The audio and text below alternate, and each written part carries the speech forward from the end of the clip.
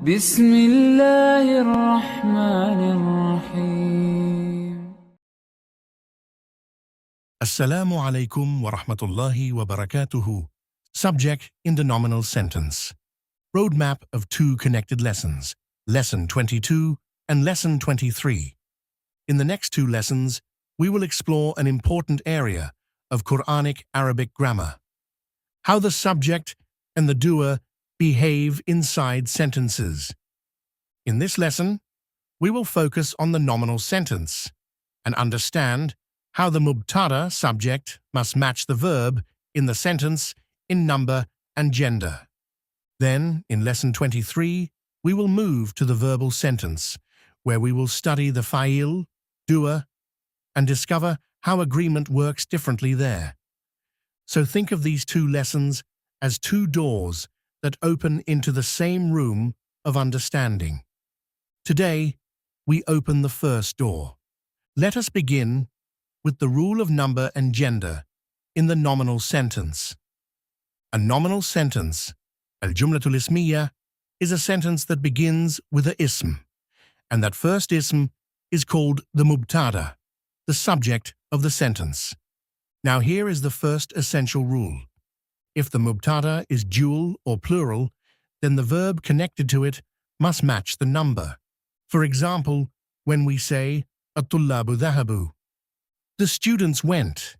The word at-tullab is plural, so the verb dhahabu is also plural. This is number agreement. Now the second rule, the mubtada must also match the verb in gender.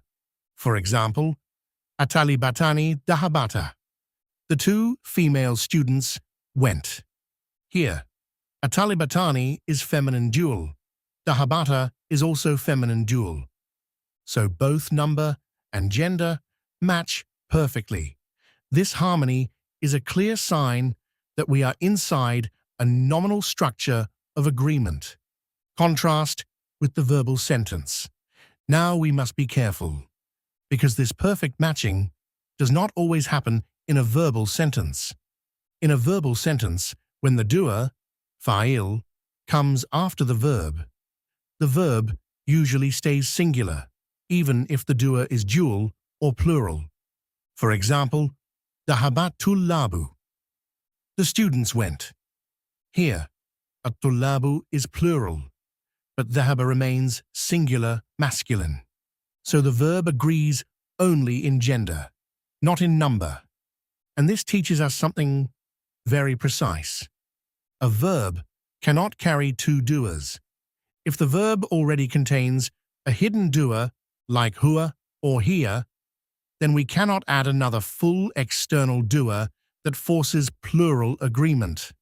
Also remember, an external fa'il can replace the hidden doer only when the hidden doer is singular, masculine, or feminine. Even then, the verb remains singular, though the external doer may be plural. For example, dhahabat tullabu still keeps the singular verb. Remember, fa'il can be aql, human, or ghayr aql, animals, objects, abstract nouns. The real rule is about sentence type and word order, not humanity, therefore no exception due to the change in humanity. Examples: dhahabat tullabu, human plural, inkasaratil abwabu, the doors were broken. Inkasarati is a singular, feminine verb, and al-abwab is a non-human, broken plural. Let us now return to the nominal sentence again, because here, agreement becomes complete and balanced. When we say, at-tullabu dhahabu, the word at-tullabu is mubtada, and dhahabu functions as the khabar.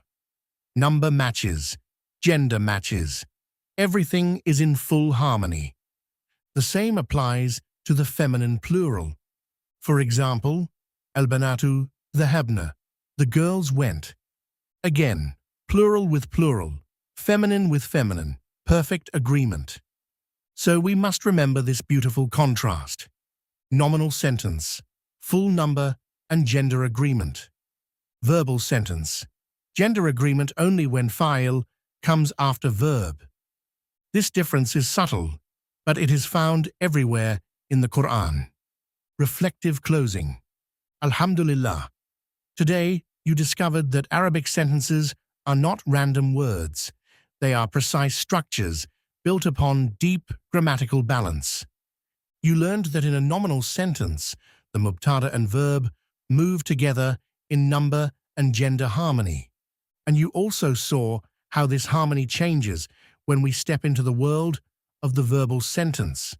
This prepares your heart and mind for the next lesson, where we will study the fa'il directly and uncover an even deeper layer of Quranic structure. So take a moment, review these patterns slowly, and let your eyes begin to notice how beautifully Allah's words are ordered. Because the more clearly you see the structure, the more deeply you will understand the message. May Allah open for you the doors of Quranic understanding, increase you in beneficial knowledge, and make this learning a light for you in this world and the hereafter. Barakallahu feekum. Alhamdulillah. This brings us to the end of this lesson. If you found this video useful, we warmly encourage you to join our online complete self-study course at Al-Qur'an Institute, designed for you to learn at your own time and space, where you will receive unlimited access to our PDF materials, multiple choice questions with answers, exams, and a certificate of completion.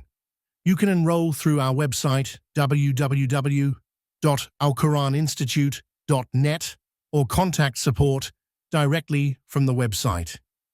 If you benefited from this video, please like and share, subscribe to our channel, and press the bell icon to receive all future lessons. May Allah subhanahu wa ta'ala make your Quranic Arabic journey easy, fill your heart with clarity and love for His words, and reward you abundantly in this world and the hereafter.